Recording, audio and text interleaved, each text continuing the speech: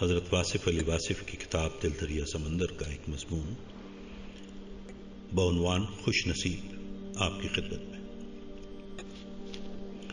یہ فیصلہ کرنا مشکل ہے کہ خوش نصیب کون ہے۔ کسی بڑے خوش نصیب کی زندگی کا جائزہ لیں تو معلوم ہو سکتا ہے کہ خوش نصیبی کسے کہتے ہیں۔ ہمارے عقیدے اور معلومات میں پیغمبر ہی خوش نصیب ہیں، وہ لوگ جن کی زندگی دوسروں کے لیے ایک مثالی نمونہ ہے، جن کا ذکر بھی اہل فکر حضرات کے لیے سکون و برکت کا باعث ہے۔ اگر ہم کسی پیغمبر کی پوری زندگی کو غور سے دیکھیں تو یہ جان کر تعجب ہوگا کہ ان کی خوش نصیبی نے کیا کیا منظر دیکھے اور کیا کیا منزلیں طے کی۔ ایک پیغمبر بیٹے کی جدائی میں روتے روتے بینائی سے محروم ہو گئے، پیغمبر ہیں اور بیٹے سے جدا، اور بیٹا بھی پیغمبر۔ بیٹے کی پیغمبری کی ابتدا کنویں میں گرنے سے ہوتی ہے۔ خوبصورت اور خوبصیرت پیغمبر بھائیوں کے ناروا سلوک سے آشنا، اور پھر بازار مصر ہے اور پیغمبر کو بیچا جا رہا ہے، اور پھر الزام تراشی اور قید خانے کی صعوبت۔ معصوم ہیں لیکن مقید۔ مصر کا مالک مصر کے قید خانے میں، عجب حال ہے۔ علم والے ہیں، عزت والے ہیں، مرتبے والے، حسن والے، اللہ کے اتنے قریب ہیں کہ قرآن میں آپ کے تذکرے ہیں۔ آپ کا ذکر احسن القصص ہے، آپ کا حسن مثالی ہے، خوش نصیبی کی انتہا ہے۔ ایک اور پیغمبر، خوش نصیب پیغمبر، کم و بیش 1000 سال تک اللہ کے دین کی تبلیغ فرماتے ہیں، دین کی خدمت کرتے ہیں، اور آخر کار اپنے بیٹے کو طوفان کی نظر ہوتے دیکھتے ہیں۔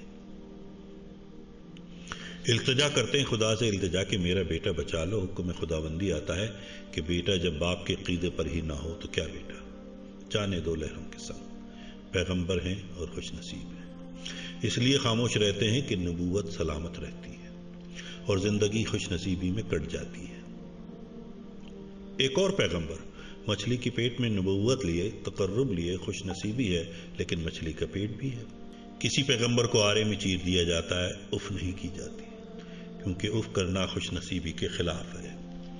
کتنے پیغمبروں کا ذکر کیا جائے، ایک پیغمبر گھر سے بے گھر، بادشاہ وقت سے مقابلہ، دولت والے کے خلاف، سلطنت والے، دبدبے والے انسان کے خلاف ایک پیغمبر، جس کے پاس مال و زر نہیں، تخت و تاج نہیں، بس صرف خوش نصیبی ہے۔ بادشاہ دریا کی موجوں میں غرق ہوتا ہے اور پیغمبر کو آسودہ منزل کر دیا جاتا ہے۔ پیغمبر کا مشن پورا ہو گیا، خوش نصیبی ہے، بڑا نصیب ہے۔ اور پیغمبروں کے ذکر میں اس آخری رسول، عزت و شوکت والے پیارے نبی یعنی حضور اکرم صلی اللہ علیہ وسلم کا ذکر کیسے نہ آئے؟ آپ سے زیادہ دنیا میں کون خوش نصیب ہو سکتا ہے؟ ایک طرف اللہ اور اس کے فرشتے آپ پر درود بھیجتے ہیں، دوسری طرف دنیا میں آپ کے جانثار آپ پر درود و سلام اور نعت کے ہدیے پیش کرتے ہیں۔ آپ ایسے خوش نصیب ہیں کہ اپنے تو اپنے، بیگانے بھی آپ کو عقیدت کے نذرانے پیش کرتے ہیں۔ آپ اتنے خوش نصیب ہیں کہ جو آپ کا غلام ہو گیا وہ بھی خوش نصیب کر دیا گیا۔ لیکن غور طلب بات یہ ہے کہ آپ کی زندگی کس کس راہ سے گزری، آپ پر کیا کیا وقت آیا، کون کون سے مراحل آئے۔ آپ سلطان الانبیاء ہیں اور آپ پر کوڑا پھینکا گیا۔ آپ باعث تخلیق کائنات ہیں، آپ پر زمین تنگ کر دی گئی، ہجرت پر مجبور ہو گئے۔ آپ نے کفار سے پتھر کھا کر اپنے بہنے والے خون سے انہی کفار کے لیے دعائیں لکھی، کسی پر لعنت نہ بھیجی۔ خوش نصیبی کی انتہا ہے کہ پیوند والا لباس زیب تن ہے اور آسمانوں سے بلاوا آتا ہے کہ اللہ اپنے خاص بندے کو آج سیر کرائے گا۔ کیا کیا نہ دکھائے گا، کیا کیا نہ بتائے گا، کیا کیا نہ آشکار ہوگا، سب کچھ ہوگا۔ سب ماضی سے ملاقات ہوگی اور مستقبل کے بھی جلوے آشکار ہوں گے۔ امت کے لیے دعائیں منظور ہوں گی، رفتوں کی مسافت طے ہوگی۔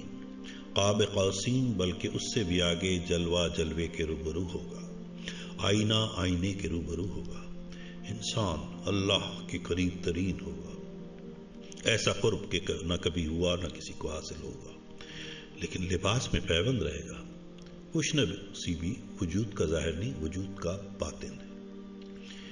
یہ بات ہمیں سمجھ میں نہیں آ سکتی کہ امام حسین کیوں خوش نصیب ہیں. آپ پر کربلا گزری اور یہ بہت بڑی کٹھن منزل تھی. کیا کیا نہ ہوا. کون سا غم تھا جو نہ ملا ہو. کون سا مرحلہ تھا جو نہ آیا ہو. مراحل ہی مراحل، مشکل ہی مشکل، خود مشکل کشا اور یہ ابتلا. مالک ذوالفقار کے اور پھر جلوے گردش روزگار کے. بڑے نصیب کی باتیں ہیں.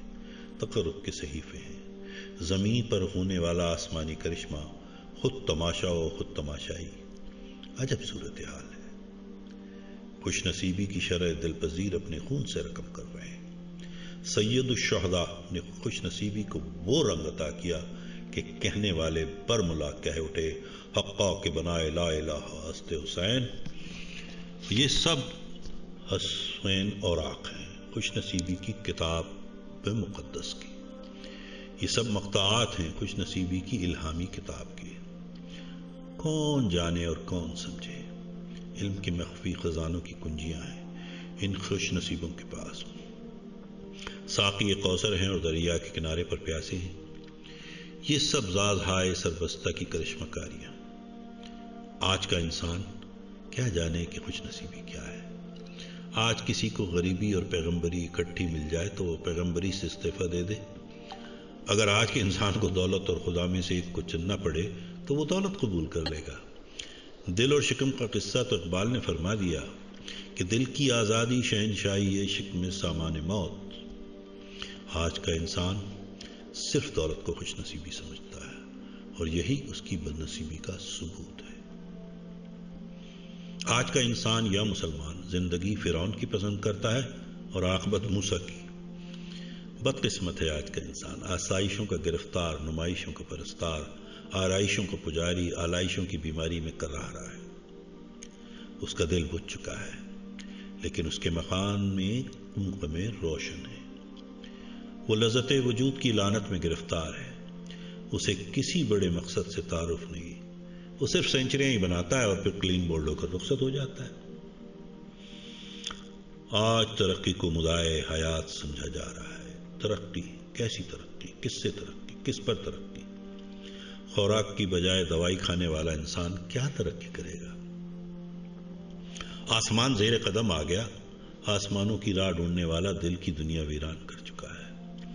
انسان سے اجنبی ہے، اپنے آپ سے بیگانہ، مقصد حیات سے بے خبر، خوش نصیبی کے مفہوم سے ناآشنا. خوش نصیبی کسی شے کا نام نہیں، سماجی مرتبے کا نام نہیں، بینک بیلنس کا نام نہیں، بڑے بڑے مکانوں کا نام نہیں. خوش نصیبی صرف اپنے نصیب پر خوش رہنے کا نام. کوشش ترک کرنے کا مقصد نہیں. کسی خوش نصیب نے آج تک کوشش ترک نہیں کی، لیکن یہ کوشش بامقصد ہونی چاہیے. ایسی کوشش کہ زندگی بھی آسان ہو اور موت بھی آسان ہو. یہ دنیا بھی اچھی ہو اور وہ دنیا بھی بہتر. ایسی زندگی کہ ہم بھی راضی رہیں اور ہماری زندگی پر خدا بھی راضی ہو. خوش نصیبی ایک متوازن زندگی کا نام ہے. نہ زندگی سے فرار ہو نہ بندگی سے فرار ہو. ایک ایسا انداز کہ نہ لالچ ہو نہ کنجوسی نہ بخل ہو. لالچی انسان پیسے گنتا رہتا ہے، جمع کرتا ہے اور آخرکار عذاب کی گرفت میں آ جاتا ہے. کنجوس اپنی دولت کے استعمال سے محروم ہے. وہ کسی کے مال کی حفاظت کرتا رہتا ہے، استعمال کا حکم نہیں، اور بخیل اپنے مال سے کسی کو کچھ نہیں دیتا. وہ ایسا سورج ہے جس کی روشنی نہیں، ایسا دریا ہے جس میں پانی نہیں، ایسا انسان ہے جس میں انسانیت نہیں. خوش نصیب انسان حق کے قریب رہتا ہے. وہ ہوس اور حسرت سے آزاد ہے. وہ فنا کے دیس میں بقا کا مسافر ہے. اس کا دل جلوائے پر نور سے معمور ہے. وہ اپنے آپ پر راضی، اپنی زندگی پر راضی، اپنے حال پر راضی، اپنے حالات پر راضی، اپنے خیالات پر راضی، اپنے خدا پر راضی اور ہمیشہ ہمیشہ کے لیے راضی.